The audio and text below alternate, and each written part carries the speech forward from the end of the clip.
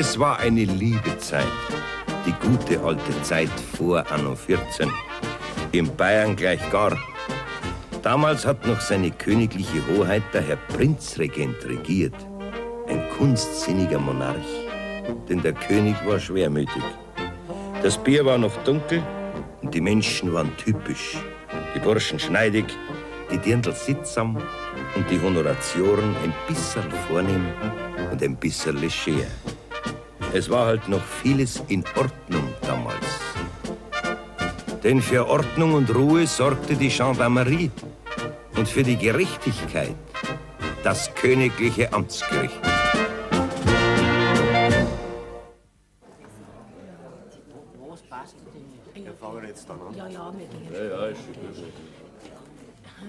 Wir müssen ja herausbleiben, wenn wir Zeugen sind. Unter allen Verbrechern ist der Dieb der populärste, trotz seiner Ruchlosigkeit.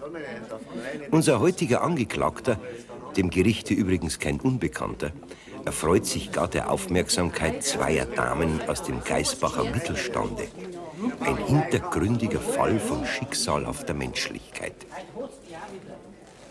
Zum Aufruf kommt die Sache Vitus Dengel, genannt Veitel, gewesener Nachtwächter von hier und derzeitiger Vizehausel, wegen einfachen Diebstahls etc. etc. So, Angeklagter, treten Sie mal vor. Muss das sein? Ja, leider. Nein, wegen meinem Ischschaf. Ja, ich würde es Ihnen gerne ersparen, aber... Nun, Angeklagter, die Angaben zu Ihrer Person, die können wir uns schenken, nicht? Das schenken wir uns ja gestrengt. Ja, Ihre Vorstrafen auch, ja. Nicht? Viel Wissen macht Kopfweh. Sind schon wieder so witzig, Herr Frühveitel. Jetzt bereichern Sie Ihr Vorstrafenregister noch um eine besondere Nuance Diebstahl. Sie haben, so behauptet die Anklage hier, diese goldene Uhr der Freundin Maria Streitberger, Krämerin von hier, entwendet. Äußern Sie sich dazu. Was soll ich haben? Sie haben mich ganz gut verstanden, Veitel, aber Geld, da verschlagt Sie Ihnen die Rede. Das ist auch keiner von Ihren sogenannten lustigen Streichen mehr, mit denen Sie sonst die Lacher auf Ihrer Seite haben. Veitel, eine goldene Uhr stehlen, ne? Da verspielen Sie sich auch noch die Sympathien der Leute, die Ihnen bis jetzt noch wohl gewogen waren. Naja, auf die anderen liegen so kein Wert. Seien Sie nicht so protzig, Veitel. Glauben Sie, dass in Gaisbach sich noch jemand mit dem Dieb einer goldenen Uhr am Biertisch sitzen mag? Da werden Sie hübsch allein vor Ihrem Haferl da sitzen, nicht? Aber ein paar gute Freunde hat noch jeder Mensch, nicht wahr? Und ich habe sowieso viel zu viele Freunde. Ach, so machen Sie da feine Unterschiede. Ja, und der Feind tut mir auch nichts, weil viel Feind, viel eher. Oh, wo haben Sie denn diese Heldenphrase her, Veitel? Aus dem 100-jährigen Kalender. So, aber von üb immer Treu und Redlichkeit haben Sie da nichts gelesen, ne? Ehre, Veitel. Der Dieb einer goldenen Uhr soll nicht mehr von Ehre reden. Ich hab doch keine Uhr nicht gestohlen. Nicht? So.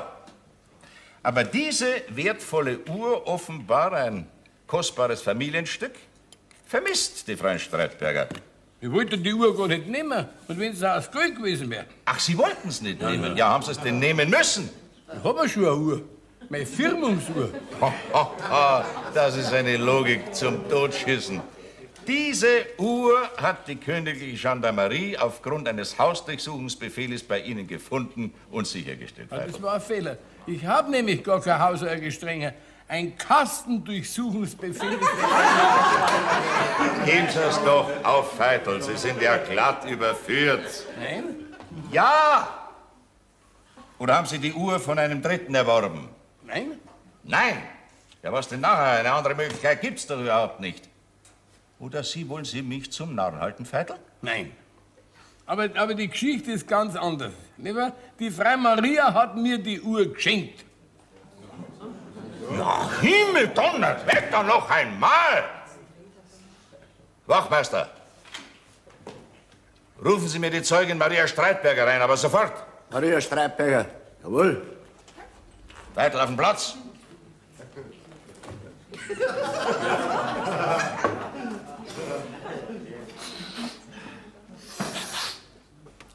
kann ich denn doch schon nicht glauben, dass in einem Haus, wo Lügner, Meineidige, ganz und gar zusammengelumpte und zusammengesoffene Banditen, Räuber und Dieb wohnen dürfen und ihren Unterschlupf finden, dass in so einem Haus in dem Punkt der Anstand herrscht. Niemals glaube ich das. Oh, das brauchst du nicht, gell, Marl.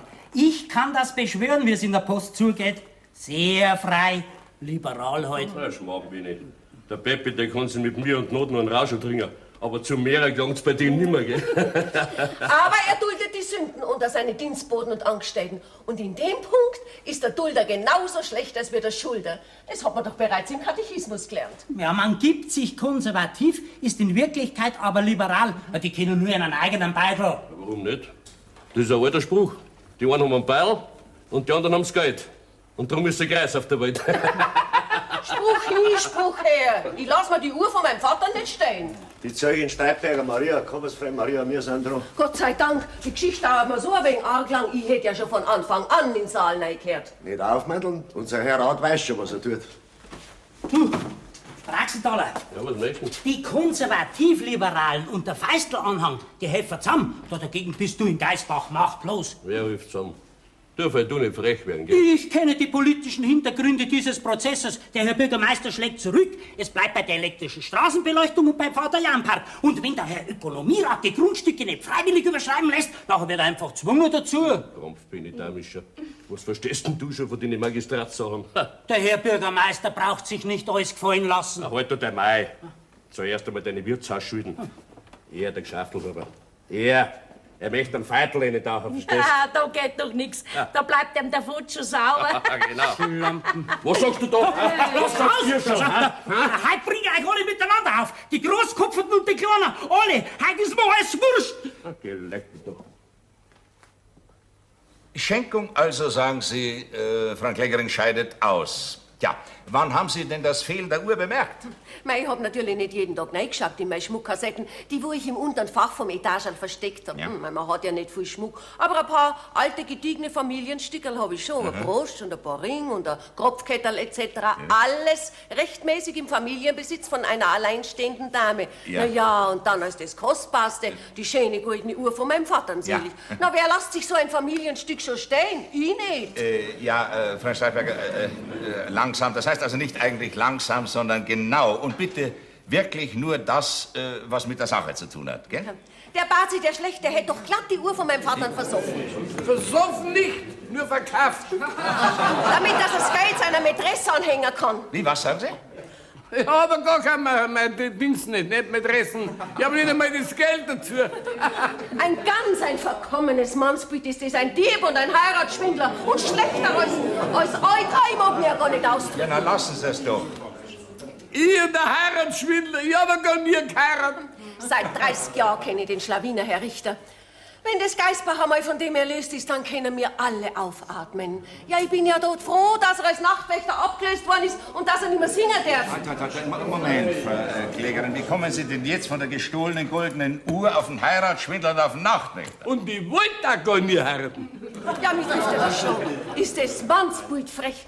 Herr Richter, muss ich mir das gefallen lassen? Darf der da, eine anständige Dame und Geschäftsfrau, da herin beleidigen? Darf der mich verleumden? Ja, was Sie da alles von sich geben, das ist auch nicht gerade zimperlich, Sie.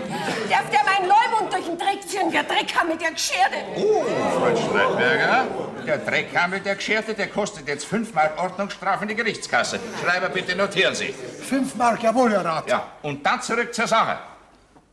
Ich möchte meinen Vater und seine goldene Uhr wieder haben. Ja, sehen Sie das? Ruhig. Das war eine klare Auskunft, die akzeptiere ich. Geben Sie sich doch heraus, sonst wird er ewig keine Ruhe. Sie bleiben sitzen, Feitel, außer Sie haben ein Geständnis anzubieten. Nein? Nicht? So, dann halten Sie Mund. Frau Klägerin, noch einmal, wann haben Sie das Fehlen der Uhr bemerkt? Am Fronleichnamstag. Ich nehme meine Kassetten aus der Tasche, lege meinen schönen Ring, mein Brosch und mein Kropfkette noch. Ja. Ja, da sehe ich auf einmal keine Uhr nicht mehr. Ja, wo ist denn die Uhr? In der ganzen Kassetten keine Uhr. Nach der Prozession suche ich das ganze Haus aus. Nirgends eine Uhr. Etliche Tage später komme ich mit dem Herrn Ingerl zu reden, der wo draußen sitzt als Zeuge. Amtsbekannter Engel, ja? Da sage ich zu ihm, mir muss jemand meinem Vater an seine goldene Uhr gestohlen haben. Und ich beschreibe ihm die Uhr. Da sagt er, dass genau dieselbe Uhr der Nachtwächter jetzt manchmal an seiner Westenhänger hat. Ja, alle guten Geister loben Gott den Herrn. Ja, bemühst doch jetzt nicht die Geister. Ja, freilich, der Nachtwächter, der hat doch früher Zeiten allerweil bei mir waschen lassen und hat sich auch früher schon öfter bei mir aufgehalten. Früher, vor Fronleichnam. Seit Jahren Fronleichnam lasst er nimmer bei mir waschen und er kauft auch seinen Schnupftabak woanders. Ja, der Ihre ist auch nicht besonders verständlich. Der lasst sie überhaupt nicht mehr sehen, seit Jahren Fronleichnam. Geschenkt hat sie mir die Uhr vor genau 18 Jahren. Vor 18 Jahren hat sie mir die Uhr geschenkt, zu meinem 50. Geburtstag. Marant Josef kann das Mannsbild liegen. Marl, denk daran, wie wir uns das erste Mal heimlich verlobt haben, gell? Da hast du gesagt, dass deine Mutter die Uhr ihrem Bräutigam geschenkt hat und du möchtest es genauso machen. Ausgeschämtes Mannsbild, ausgeschämtes, kein wahres Wort ist dran, Herr Richter, kein wahres Wort. Aber reden darf er jetzt trotzdem, der Feitel. Aber ich hab das Geschenk damals gar nicht angenommen, nicht wahr? An dem Mannsbild ist doch alles Lüge, Herr Richter. Ja, weiter, Feitel. Ja, und wenn wir uns dann das zweite Mal verlobt haben, gell, zu meinem 60. Geburtstag, auch wieder heimlich, gell, da hat sie mir die Uhr nochmal geschenkt und ich hab's wieder nicht genommen. Ich brauche keine Uhr. Niemals habe ich mich mit dem Bazi verlobt, niemals. Deswegen brauchst du doch jetzt keinen hysterischen Anfall zu markieren. Ich möchte meinen Vater seine goldene Uhr wieder haben. Ja, das habe ich inzwischen begriffen. Geben Sie sich doch heraus, sonst verlangt Sie am Ende nur ein Kranzgeld auch. Ruhe! Wann denn, Angeklagter, haben Sie dann die angeblich wiederholt geschenkte Uhr dann endlich an sich genommen? Ja, wie ich in den Ruhestand gegangen worden bin, da war ja so viel traurig. Und da hat sie mir dann die Uhr direkt in die Tasche gesteckt. Verlogen ist. Ja, anlässlich Ihrer dritten Verlobung, Feitel. Na, verlobt haben wir uns nicht zweimal, gell? Zu meinem 50. und zu meinem 60. Geburtstag, aber jetzt mal heimlich. Ein meineidiger Schuft bist. Und wissen Sie, was er jetzt treibt, Herr Richter? Nein, weiß nicht. Jetzt wohnt er mit der Tutenhofer-Rest zusammen. Wie was? Mit der Köchin von der Post. Die, wo bereits 2 Breimeister ins Grab gebracht hat, die, wo eine ganz verkommene Person ist, die, wo ihn wahrscheinlich zu dem Diebstahl aufgeregt hat. Die Person hockt auch draußen, Herr Richter. Die darf er auch einsperren ins Zuchthaus für ihren dreckigen Lebenswandel, für ihren dreckigen... Und der Herr Ökonomierat duldet es. Der freut sich noch auch, wenn unter seinem Dach recht fleißig Schindluder trieben wird. O Sodom und Gomorra. Also wissen Sie, Sie reden, als was bei einem Kapuziner in die Lehr gegangen wären. Sachlich, Frau Klägerin, sachlich. Aber ich lass mir so einen Diebstahl nicht gefallen, auch nicht von einem Freund vom Herrn Ökonomierat. Und ich lasse mir Ihre dummen Reden weiterhin immer gefallen, Frau Streitberger. Ich möchte die goldene Uhr von meinem Vater wieder haben. Ja, das heißt nichts, wir lassen die Uhr da. Außerdem war das die meine. Dass Sie auf Ihren Platz kommen und nichts mehr will ich hören. Keinen Schluchzer, keinen Knuckscher, keinen Buchser, keinen Schnaufer, nichts. Nein, hab ich einen Schutzengel gehabt und einen gesunden Beruf. Wer in nächtlichen Dingen wach ist, gell, bei dem reicht's meistens bloß bis zur Verlobung, weiter. Und Sie nehmen jetzt auch Platz, Vettel, gell? Wachtmeister, rufen Sie mir den Zeugen, den Dings... Den Herrn Engel, bitte schön. Und dann will sie mir den Herrn Braxenthaler, weil der konnte es nämlich bestätigen, dass sie mir die Uhr geschenkt hat. Ihr meint's wohl, die Zeugenliste, das ist so was Ähnliches wie die Speiskarten von der Post. Da braucht man bloß bestellen. Ja, nix da. Wachtmeister, rufen Sie mir die Zeugin Therese Duttenhofer rein. Therese Duttenhofer, jawohl. Die darf was gleich ins Gefängnis führen lassen, Herr Richter, das Mensch, das ist ja glatt fähig. Und heiratet nur ein drittes Mal. Wenn's der meine Holz ging, dann patzt da nicht. Geh, streit euch doch nicht wegen der Politik. Es gibt doch schönere Sachen auf der Welt. Ja, da hast recht, Resi. Und ihr kapiert das nicht, um was eigentlich geht. Wenn der Feitel den Prozess verspult und eingesperrt wird, dann ist der Feißeldeppel mitsamt seinem Ökonomieratstitel der Blamierte. Um das geht's, um den Ja, Fortschritt. ich versteh dich schon. Möchtest du gerne ein paar Maß Bier von deiner, gell? Wie viel hat er dir denn nachher versprochen, der Herr Bürgermeister? Hä? 10 Maß oder 20 Maß, was? Nix, das mache ich mir sonst. Ich bin Idealist und wenn ich etwas tun kann für den Fortschritt, dann tue ich etwas. Hoi, weil die Politik habt ihr das Mannsbilder im Kopf. Wart nur, euch vergeht's nachher schon noch. Na, das Lachen lasse ich mir nicht verbieten. Das Leben ist ja so viel kurz. Sehr richtig, Resi. Besonders die schöne Jugendzeit, Ja. die vergeht alles viel schnell. Und wir schwatzen von der Politik. Der Mensch braucht ganz wenig Politik für seine Loyal. Ganz wenig. Aber was anderes braucht er. Freilich. Wart's, nein, vergeht's mal. Die Zeugin Tuttenhofer Theresia. Was? Die wird vernommen? Das ist ja eine glatte Rechtsausbeutung. Das muss jetzt gleich Herrn Bürgermeister verzeihen. So was lassen wir uns nicht gefallen. Sie, was erlauben Sie Ihnen? Wir vernehmen, wen wir wollen. Das werden wir dann schon sehen. Okay. Thomas von Theresia, wir sind dran. Also Recht muss Recht bleiben. Und wenn ihr mich wegschweren müsst. Ja, kümmert dich nicht, Resi. Am Viertel passiert schon nichts. Sind ja wir auch noch da. Die Zeugin Tuttenhofer Theresia. Dankeschön.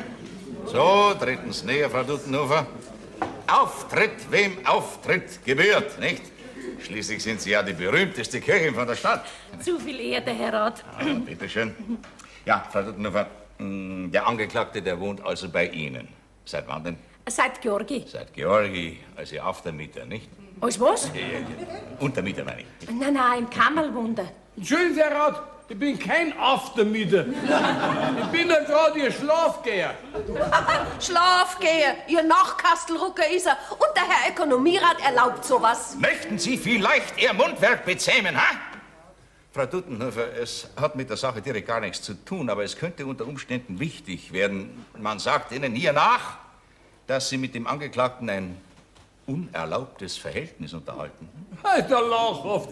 Ich und unerlaubt. Da geht's ja so wie in Sodom und Gomorra beim Herrn Ökonomierat. Also da schlagen müsste man sowas. Aber das muss halt zur Sprache kommen. Nicht nur, dass er einen Dieb aufgenommen hat, dass er lauter so unkeische Verhältnisse erlaubt. Das muss halt alles aufkommen. Das habe ich mir geschworen. Alles. Ja, ich hoffe, in Ihrem eigenen Interesse, dass alles aufkommt, Sie.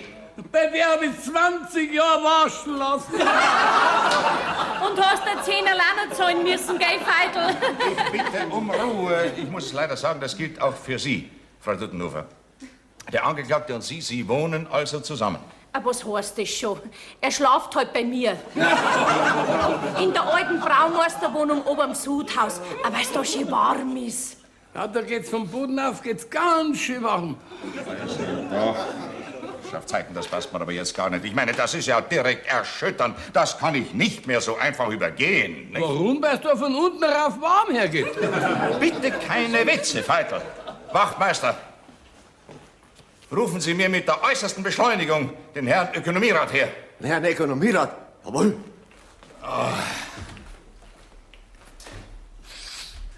Zum Wohlsein, Herr Ökonomierat. Dankeschön, Walle. Schmeckt es ja Neid, du Weißwürst. Und wie es mir schmeckt. Direkt einen Appetit habe ich heute. 123, 24, 25, 35 Pfennig. Schon wieder um ein halbes Bier weniger. Ja, und der Haustrunkverbrauch steigt. Wer sauft denn bei uns alles gratis mit, hä? Aber Ginal, ärger dich du nicht. Gestern war's heiß. Ja, gar nicht was heiß. Lumpige 20 Grad hat's gehabt. Nein, Ginal, gestern war's wärmer. Gestern hat's mindestens 3 Massen im Schatten gehabt. Herein! Aber die Ehre, die Herrschaften. Zum Wohlsein. Servus, Blase, wie steht's? Ah, da duftet's aber fein. Oben die Zuber, ein Bier, ein Teller, frische Pressenwalle. Ja. Ich bin so frei. Das sind Würst. Hat er jetzt die Uhr gestohlen, der Feitel? Oder hat sie die Eifersucht der Streitbergerin schon wieder gelegt? Noch hat er's gestohlen, aber das ist jetzt bereits Nebensache. Ja, und Hauptsache? Das sind die sittlichen Zustände in Ihrem Haus. Was? Ja, sowas können wir uns nicht gefallen lassen. Du musst sofort hinüber, Peppi. Wir haben doch keine sittlichen Zustände in unserem Haus. Natürlich nicht. Es ist alles der Bürgermeister, der gibt keine Ruhe. Also Marsch, hinüber ins Ja. Gericht, komm. Ich dulde keinen schlechten Ruf auf meinem Haus. Ja, schon gut, dann werde ich euch wieder mal zeigen. Ne? Ja, geh hinüber. Ja. Ohne verheiratet zu sein, leben Sie zusammen? Also quasi in wilder Ehe? So wütend ist es auch wieder nicht.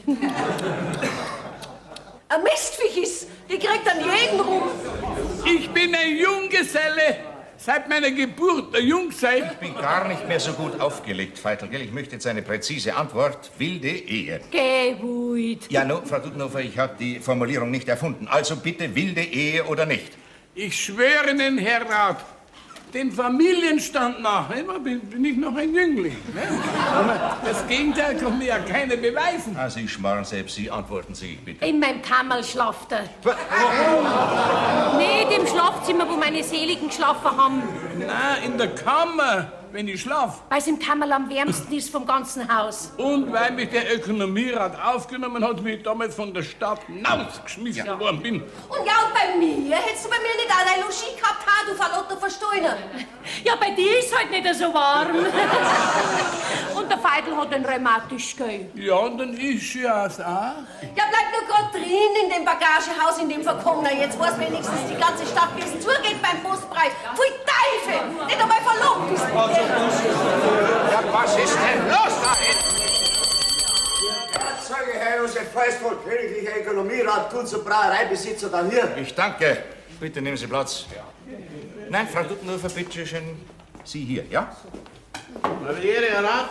Habe die Ehre, Ökonomierat. Womit kann ich Ihnen dienen? Oh mein Gott, die Geschichte ist total auseinandergefahren. Die Klägerin, die hat sogar mich geschafft. Da werden ganz schwere Beschuldigungen gegen ihr Haus geschleudert. Äußern Sie sich bitte dazu, ist alles haltloses Zeug, aber äußern Sie sich dazu, dass Sie da unter anderem unsittlichen Verhältnissen Vorschub leisten, nicht wahr? Äußern Sie sich dazu, ehe die Klatschweiber sich dieses Themas annehmen. So, ich hab gemeint, in dem Prozess geht's um eine vergoldete Uhr. Ja, aber nicht nur. Heute kommt mehr auf. Möchten Sie nicht zur Kenntnis nehmen, dass jetzt der Herr Ökonomierat tritt? Unser alter Nachtwächter ist niemals ein Dieb. Ich bin dabei gesessen an dem Einstandsfest, wo der Feitl als Vizehausl bei mir eingestanden ist, nicht wahr? Dass Sie da, die streitbare Frau Streitberger, dem Feitl die Uhr da auf dem Richtertisch zum Präsent macht. Ja, die. Der Feitler wollte es ja gar nicht annehmen. Aber sie hat's ihm in die Taschen gesteckt. Ah, hochinteressant. Das könnten Sie beeilen. Ja, freilich, Herr Rat. Und ich will die Uhr auch gar nicht mehr. Aber ich möcht's wieder haben. Mein Vater und seine goldene Uhr. Herr Rat, geben Sie sie doch, damit endlich einmal eine Ruhe wird. Soll ich? Ja, sind Sie gut. Herr Wachtmeister, kommen Sie her. Jawohl. Da. Geben Sie der Klägerin die Uhr wieder. Gegen Quittung, gell? Und was mein Hauswesen betrifft, kann ich nur sagen, dass es sowas nicht gibt. Ha! Und zwar zusammenhausen, die wo nicht einmal verlobt sind. Dass mir noch gelingen könnte, ihn zum Schweigen zu bringen, hä? Ich bin ein alter Jüngling, gell? Und ich darf mich einmal in einem weißen Sarg unbefleckt eingraben lassen. In einem weißen Sarg. Ja, ist ja gut, Feitl. Regen wir uns nicht auf, Herr Rat. Kuppelei gibt's in meinem Haus nicht, weil mein Haus ein anständiges Haus ist, wo sie die Leute so anmengen. Das Wort eines Ehrenmannes genügt mir. Ich danke vielmals. Im Namen seiner Majestät des Königs bzw. der königlichen Hoheit des Herrn Prinzregenten, Gebütchen stehen's auf. Ergeht folgendes Urteil. Der Angeklagte wird, freigesprochen. Die Kosten des Verfahrens trägt die Staatskasse. Sollte es aber der vielen üblen Verleumdungen wegen, die hier gefallen sind, zu einem weiteren Verfahren kommen, ich würde das fast befürworten, dann holen wir uns die Kosten von der Klägerin wieder. Unter anderem. Die Sitzung ist geschlossen. So. Anständiger Ökonomierat. Den Vorwurf lasse ich nicht auf Ihnen sitzen. Jetzt lasse ich mich extra mit Fleiß in einen weißen Sarg einkommen. Geh es auch? Ja.